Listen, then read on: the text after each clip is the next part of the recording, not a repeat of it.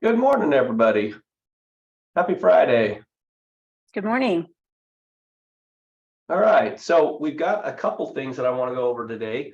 A lot of times I get questions throughout the week, or Russ and I talk about different things, and we figure it's a good thing to bring up. So there's a couple things that I want to bring up for you guys today to make sure you don't get yourself into a problem. But before we start with that, does anyone have any specific questions that they want to talk about today, or anything that they have that the group might benefit from?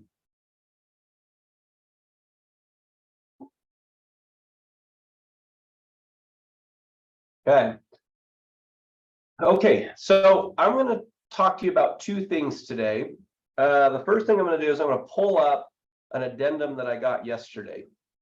And I want you to look at this addendum, and I'm going to give you a little bit of background on it, but I want you to tell me what the potential problems, if there is any, or if it's just fine and it looks good. So let me pull this up.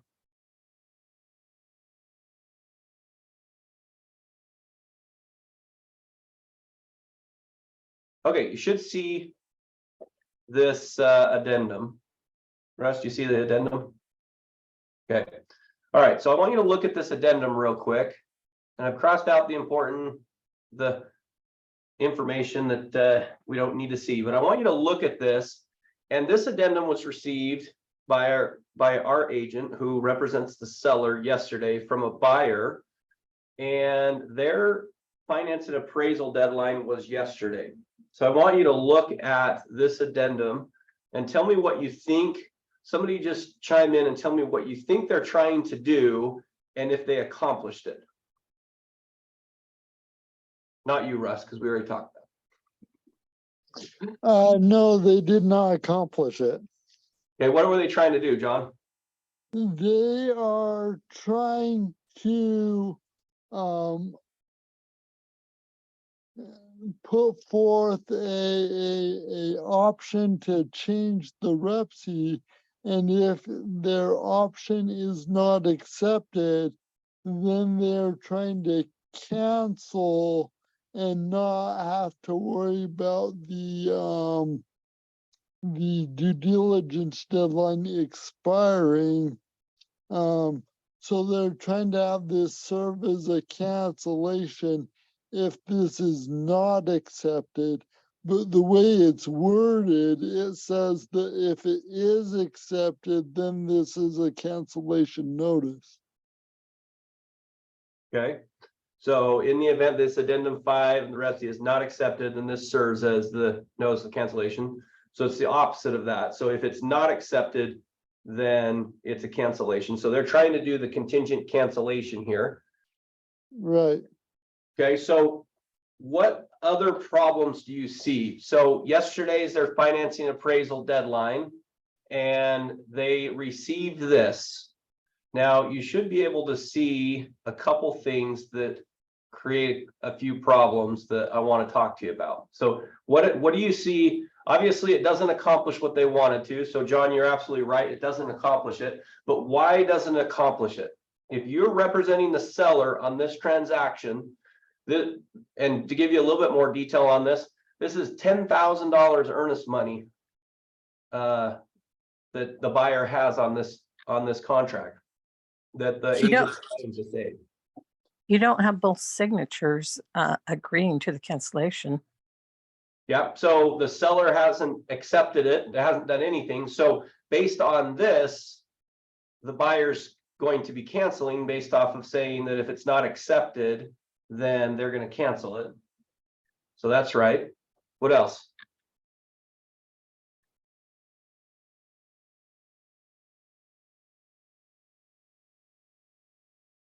Tell me, when is you said the 27th is their finance and appraisal deadline?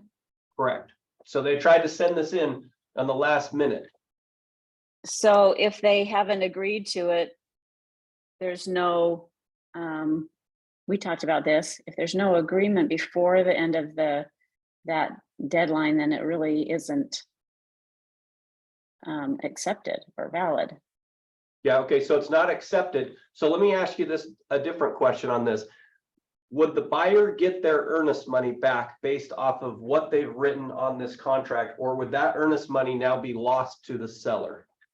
Well, This is finance, so it have to be canceled on finance or the appraisal, not the settlement deadline.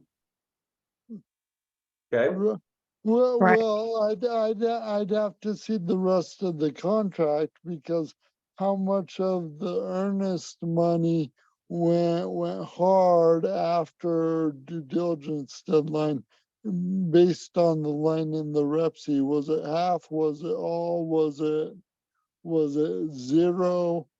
okay. So Totally. you got a good point there, John, if there was other information in the REPSI, but let's just assume this is a normal transaction. There is no non-refundable earnest money in the transaction. We're just going off our due diligence deadline and our finance and appraisal deadline. That's our only two deadlines to get out. They're canceling this after, or if this isn't accepted, they're canceling it. So technically, because we didn't accept this, it's canceled. The question is, can they get their earnest money back? Well, and that's exactly what I'm talking about. I don't know the exact section because I don't have a REPSI in front of me, but the financing appraisal deadline, there is a line that you have to fill in, and it states how much of the earnest money will go to the seller if the buyer cancels based on. And so without knowing what numbers are on that line, we don't know. Okay, so maybe I I- didn't say this, but this Jason? yesterday, go ahead. My guess would be that the earnest money would go to the seller, because we're supposed to use state approved documents when able, and this is putting verbiage into an addendum, and shouldn't they be using the cancellation addendum? They're going Yeah, to and cancel.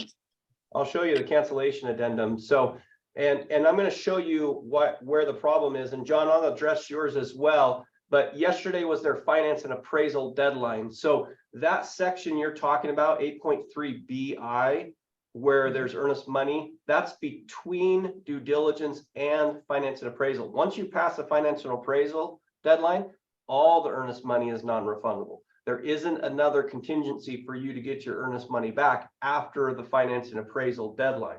So this particular case, the finance and appraisal deadline, so the final deadline to back out of the contract was yesterday. So they had to put evidence that they didn't get the loan or something on before that deadline, and I don't know that they have. So that to me makes everything go hard, that they don't get any earnest money back. Yeah. Okay, I'm going to show you a few of these things, and I'll show you how it happens here. You guys are all going down the right box. Let's see, Bruce, you said the seller's box is checked to sign, but it looks like the buyer's sign. Buyer gets earnest money. Okay, so buyers, you think buyer gets earnest money. So I'm going to show you how in this particular case, I don't think the buyer is going to get their earnest money back, and I'm going to show you why. Okay, I'm going to show you two things. First, I'm going to share. Let's see here. I'm going to share one part of the contract. Okay, so right here is the REPSI. Okay, so if you look down here at REPSI number 21, time is of the essence. This time is of the essence regarding the date set forth in REPSI. Extensions made but must be agreed in writing by all parties unless otherwise explicitly stated in the REPSI. And then this section right here is what I want you guys to understand. Performance under each section of the REPSI, which references a date, shall absolutely be required by 5 p.m. Mountain Time on the stated date. Okay, so if your due diligence deadline or your financing appraisal deadline or any deadline that you have, unless it has a specific time, 5 p.m. Mountain Standard Time is the date. If you send an addendum over at 5:01 to cancel your contract, you've already passed the date. So now I'm going to come back to this addendum that we were looking at.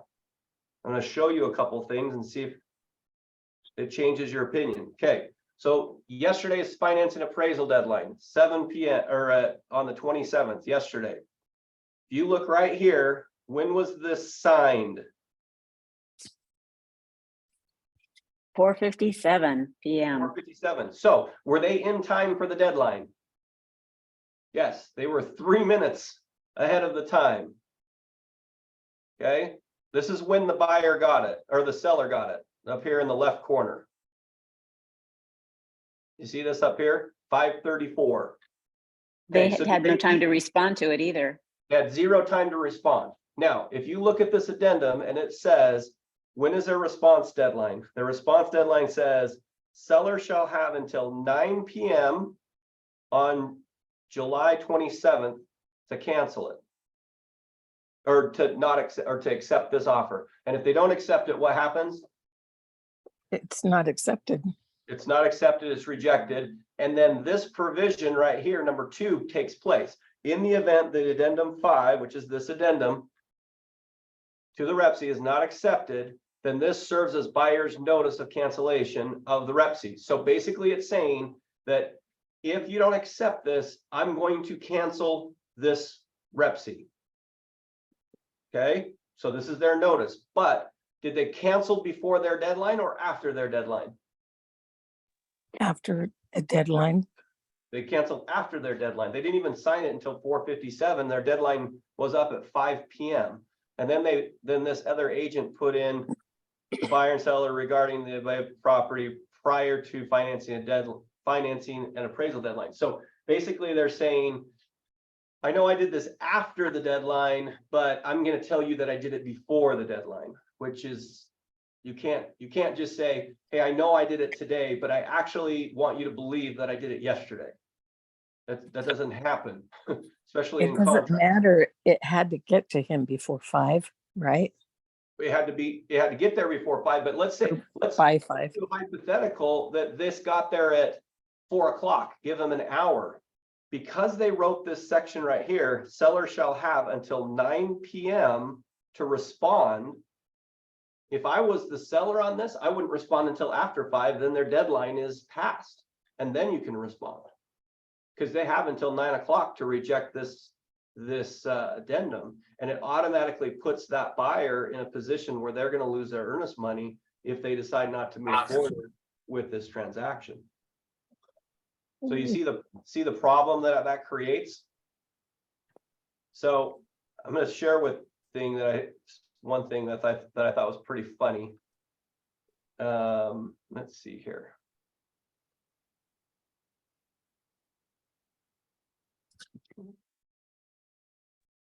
While he's pulling that up, the other thing I would say also is, and we don't really know for sure on this, but if you remember what we talked about last week, the notices section is, it would say all notices have to be in writing, signed by the party giving notice, and received by the other party, their agent or the brokerage. And so that even if that was signed at 4:57, was it received by our agent, the seller, or the brokerage before 5 o'clock anyway, even despite the fact of the time frame they put on there?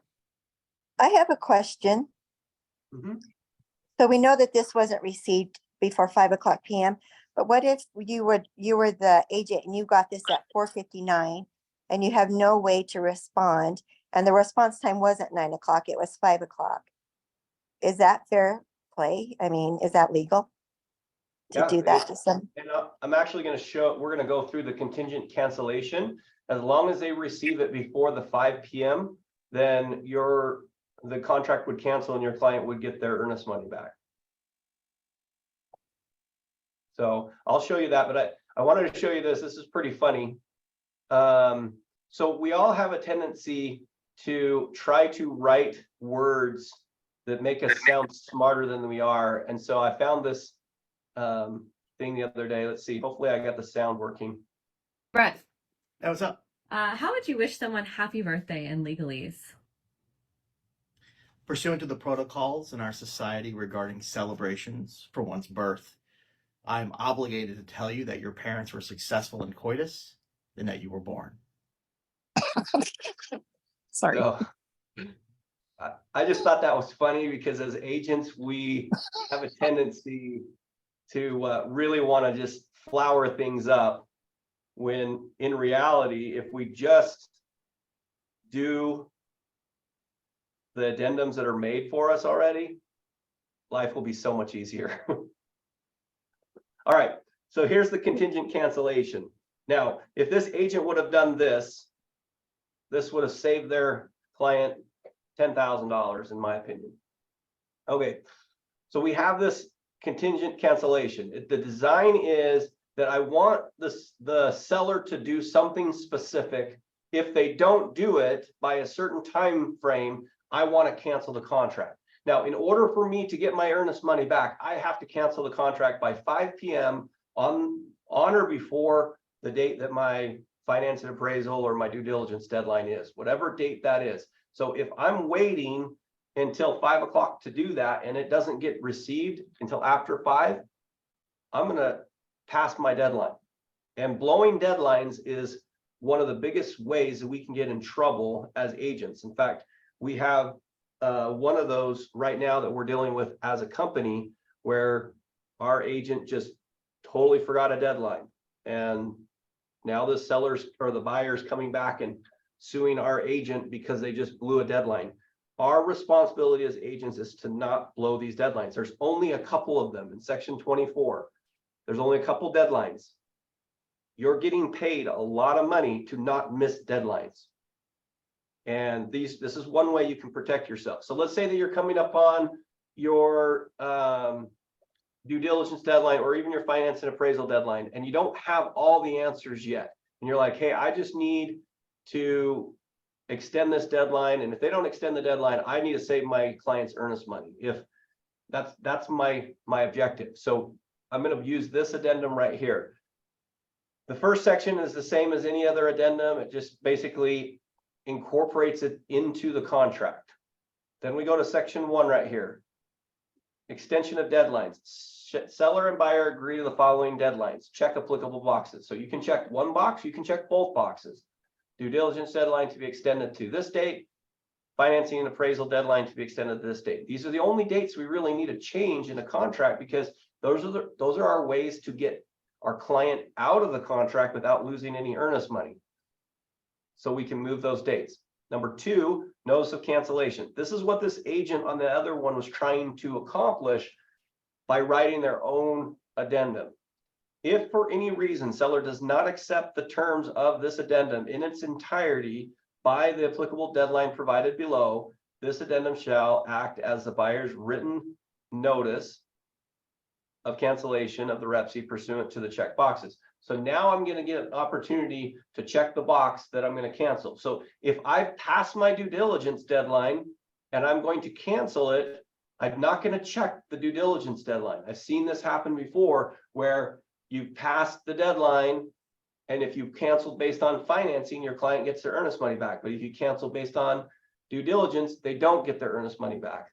That's a huge mistake on the agent's part of making sure that you're canceling for a specific reason. Now, if you cancel based off of appraisal, you have to make sure you supply the appraisal. If you cancel based on financing, you don't have to supply any reason for canceling based on financing. For due diligence, you don't have to cancel based on any reason, just the due diligence. So keep that in mind. So due diligence, A, if I'm canceling based off of due diligence, or B here, financing condition, whatever one I want to cancel based off of. Number 3, deadline to accept this addendum. Yeah. So you're saying they don't have to show proof that they didn't get the financing? No, you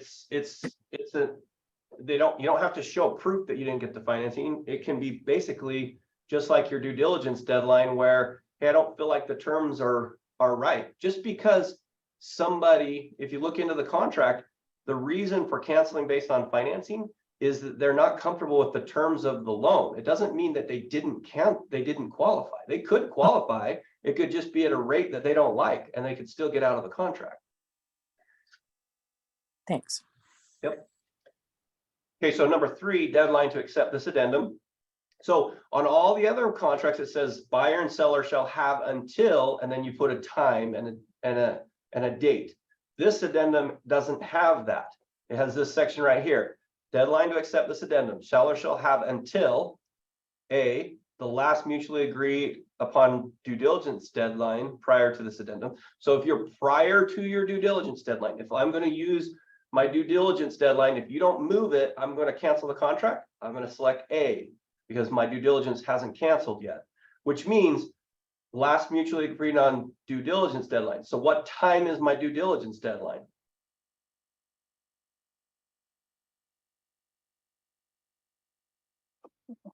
In this situation, it already passed.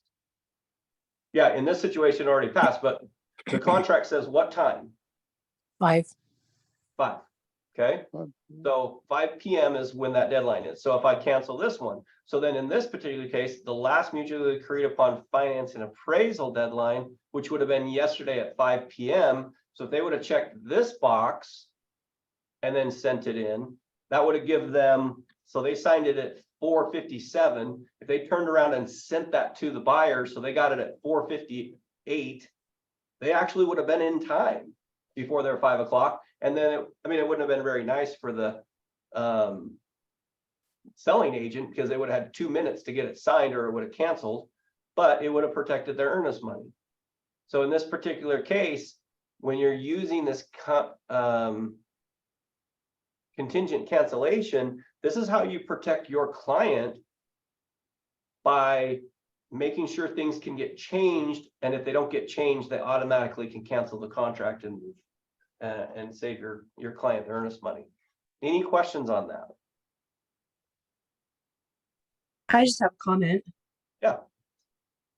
So I've always felt like that 5 p.m. default deadline in the REPC makes for a great amount of anxiety in the end of the day when, Yeah. it's kind of rush hour. People are leaving the office or they're not available, dealing with their family stuff. And one thing I've learned over the years that has been hugely helpful to me is to change that time in the beginning of the offer to be like 11:59 p.m. on that day instead of 5 p.m. because it gives you all those extra hours in the day to make your last ditch effort if you are up against that 5 p.m. deadline and it's a hard deadline and you can't get a response. So for me, that's worked out really well. Yeah, so you'd have to go into an addendum and specifically address that it's no longer 5 p.m., it's 11:59 on that same day. So as long as it's addressed in the contract that that's when the date is, but unless if it's not addressed, it's always 5 p.m. In fact, we had this problem once where our agent was in Las Vegas. We were at a retreat there, and they thought they had enough time, but they sent it in and it's Mountain Standard Time and they were actually late. So if you change it in the REPC, then that's a different story. If you don't change it in the REPC, then it's 5 p.m. So Jason, would the best way to do that would be to address, A, B, C, and D individually, or just say all deadline dates in section 24 to be 11:59 p.m.? Yeah, if that's what you're going to do and change it to 11:59 p.m., I would just do the whole thing. But if you're specifically talking about like the due diligence deadline or something, you can address them individually or you can address them as a whole. So, it definitely gives you a little bit more time. So I understand, Miranda, where you've done that. For me, if you don't know what's going on with your transaction on the day of it, you might want to just move the whole date. So to me, the contingent cancellation can be done before 5 p.m. It's just when you're getting close to the end and you're not watching your dates. I find that a lot of agents aren't watching their dates very closely. And then it comes upon them, they're like, oh, my due diligence is today. I got to get this taken care of. When really, you should be addressing that a couple days before your due diligence. Hey, Friday is our due diligence deadline. We need to make sure something happens. Now, obviously, for the financing appraisal, I've seen it where we're just waiting for the lenders to get some things done, and they're waiting to the very end. So you just have to be aware of what your dates are and what you're trying to do. There should be no reason an agent will lose their earnest money for their client if they're watching their dates.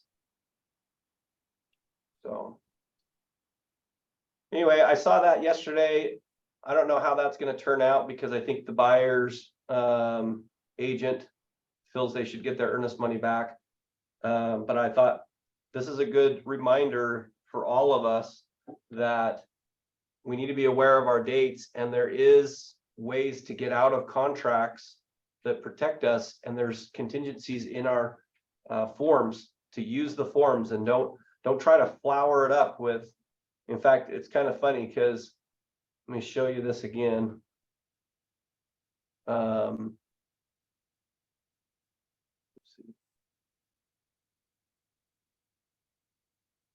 I read this first one, notwithstanding section 24D. Both Russ and I looked at that, like I said, that I had to look up the definition of what notwithstanding meant just to make sure that I understood what they were saying. And we're trying to make this thing all flowery.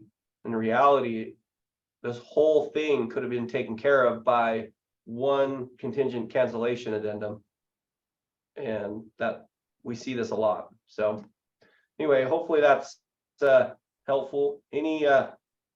Any questions on that, or anything that you guys would like to address that's different than that?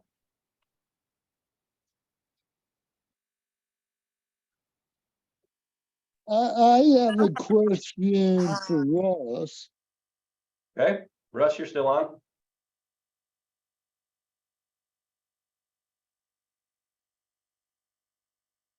Go ahead, I'm here. I'm here. Okay. I don't know for sure. I believe the 5 p.m. was put in place because back in the day, everyone back in the day before email and everything was handled either by hand delivery or by faxing. Most everyone went home from work at 5 p.m. And so to get the other party to be aware after that was near impossible back in the day. So now with emails and all the technology and how people work and cell phones, is there any thought by the board of realtors of changing that timeline? That's a good question. I haven't heard anything that way. This form would actually be, this is a state approved form, so it'd really have to be the state, but it's a good question. But I don't, my guess is no, there's not any talk about it because I've heard nothing about it.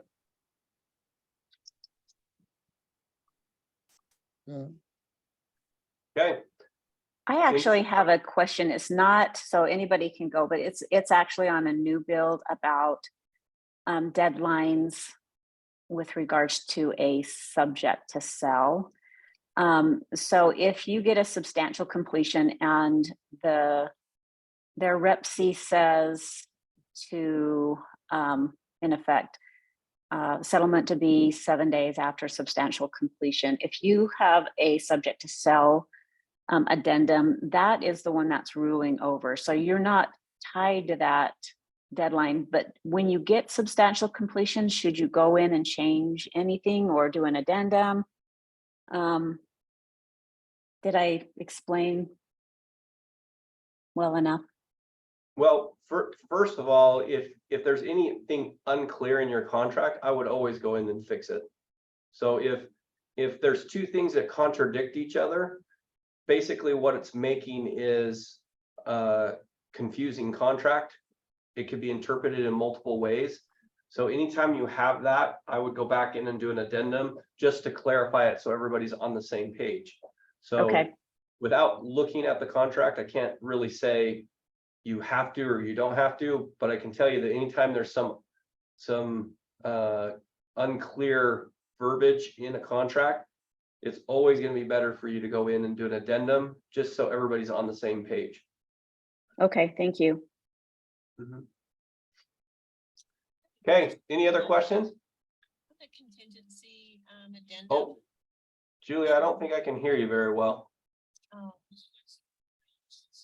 I'm on my computer with headphones, maybe not. It's okay. Move the microphone down from your headphones. Maybe the microphone is, Can you hear me better? yep, that works. Okay, sorry about that. Yeah, on the contingency addendum, you know how you change the deadline? It just says date to the side of it. Could you put a change of time at that point, or is that just gonna be too messy? That'd be too messy to do it there. I would address the time in, you've got to address the time in your REPC, because this form is designed to cancel based on whatever time has already been established in the REPC. So if you're trying to reestablish a time in that contract, you're going to run into a problem where that's not even accepted yet anyway. So you can change the time in the REPC. I would just do that prior to doing a contingent cancellation.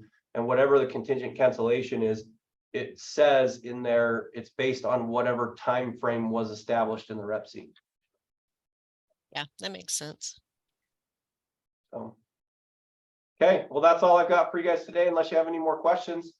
Have a great week, and if you ever have questions, please reach out. We're here to help you, and don't want you to write addendums like the one I saw yesterday coming to our agent. So luckily it was them coming to us and not our agent writing it to them. So, all right, you guys have a great Thanks. day. Have a great weekend. Thanks, Jason. Yep. Hey, Jason, if you're still there, I have one last second question. Sure. My question is, sorry, give me one sec. So I put a listing up yesterday, and in the MLS, you know, in the part where you're setting up everything, where you publish the MLS input form, I put the date that we're listing, which was yesterday, and then I always put a year from that date as the expiration date. And I made a mistake where I accidentally put the expiration date as just the same day, essentially. So it only was live for a day instead of, like, I did 2023 instead of 2024. So in the morning, I woke up and I noticed my listing wasn't active anymore, because I think it just turned off at midnight.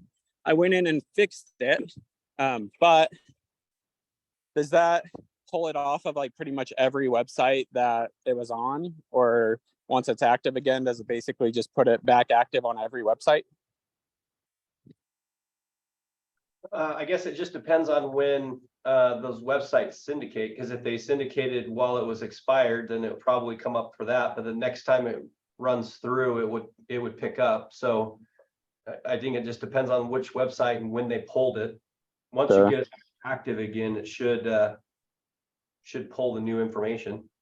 Okay, and I don't need any paperwork or anything to get it back active, since that was just a clerical mistake on MLS, right? Yeah, to my knowledge, I don't think so. Russ, do you change anything? Yeah, no, you're good. I almost hope it's a good thing, because maybe it pushed everything through everyone's hot sheets one more time. Yeah, except for every agent got it as an expired listing, and they're going to be calling your client, and they're going to have to say, "Oh, it's active." Oh, that's a good idea to let them know in advance then. Yeah, because if it would have pulled it on all the expired listings, it would have showed up as a expired listing today for a lot of the agents. And when I prospect expired listings, I don't go see if it's still active. I just call them. So sure. Well, that's awesome. Thanks for the heads up. I'll just let my client know to let people know. Okay. All right, guys. Well, thank you. Have a good day. You too. Thanks.